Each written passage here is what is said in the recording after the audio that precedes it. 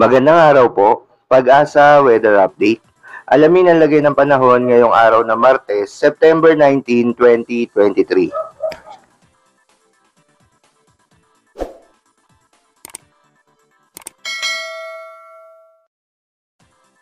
Magandang umaga sa ating lahat. Ngayon ay September 19, 2023 at narito ang update ukol sa magiging lagay ng panahon sa susunod na 24 oras. Patuloy pa rin umiiral ang Intertropical Convergence Zone or ITCZ dito sa bahagi ng Mindanao kung saan ngayong araw magdudulot pa rin ito ng mataas na tsansa ng mga pag-ulan, pagkidlat at pagkulog sa ilang bahagi ng Mindanao. So pag-ingat pa rin po para sa ating mga kababayan sa posibilidad ng mga pagbaha at pagguho ng lupa. Samantala sa nalalabing bahagi naman ng ating bansa, ngayong araw ay magiging bahagyang maulap hanggang maulap yung kalangitan. Meron pa rin tayong posibilidad ng mga isolated na mga pag-ulan dulot ng ITCZ at ng mga localized thunderstorms. At sa kasalukuyan ay wala tayong minomonitor or namamataan pa na sama ng panahon na maaaring makaapekto dito sa ating bansa. Ngunit sa mga susunod na araw ay hindi natin inaalis yung posibilidad na may isang low pressure area na mabuo sa loob ng ating area of responsibility. Kaya continuous monitoring tayo at patuloy na mag-antabay sa updates na ipapalabas ng Pag-asa. At para nga sa magiging lagay ng panahon ngayong araw ng Martes, dito sa buong bahagi ng Luzon kasama na dyan ng Metro Manila ay magiging bahagyang maulap hanggang maulap yung kalangitan. Dahil nga po hindi pa gaano ngayong nakakaapekto muli ang habagat or yung southwest monsoon sa ating bansa, ay na-expect natin na magiging mababa yung tsansa ng mga pag-ulan, pagkilat at pagkulog. Ngunit meron pa rin po tayong posibilidad ng mga isolated na mga pag-ulan. Ito yung mga panandalian at mga biglaang pag-ulan lalong-lalo na sa hapon at gabi.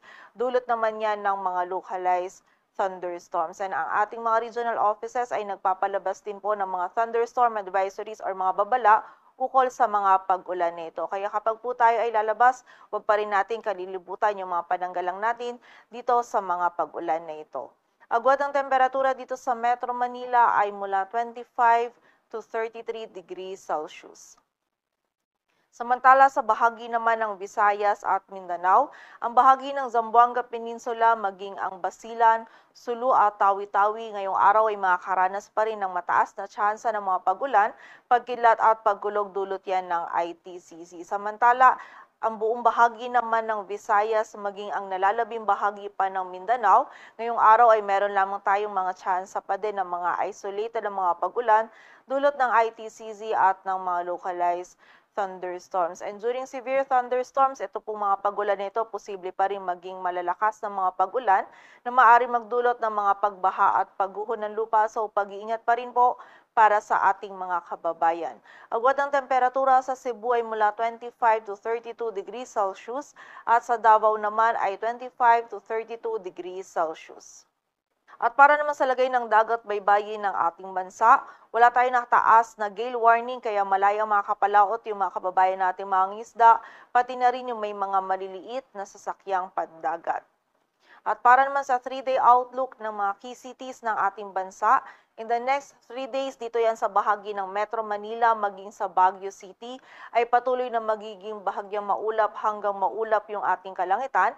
Meron pa rin tayong posibilidad ng mga isolated na mga pag-ulan, dulot yan ng mga localized thunderstorms. Kaya muli po, kapag tayo ay lalabas, ay wag pa rin po natin kalilimutan yung mga pananggalang natin dito sa mga biglaang pag-ulan na ito. Agwat ang temperatura sa Metro Manila ay mula 25 to 33 degrees Celsius at sa Baguio City naman ay 18 to 24 degrees Celsius. Samantala sa bahagi naman ng Legazpi City at Metro Cebu, bukas ng Miyerkules maging sa Huwebes ay patuloy pa rin tayo makakaranas ng mga isolated na mga pag-ulan lamang.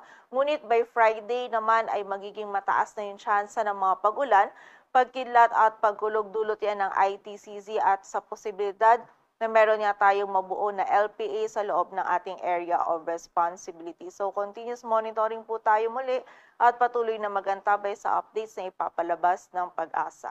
Agwat ang temperatura sa Legazpi City ay mula 25 to 33 degrees Celsius at sa Metro Cebu naman ay 24 to 32 degrees Celsius.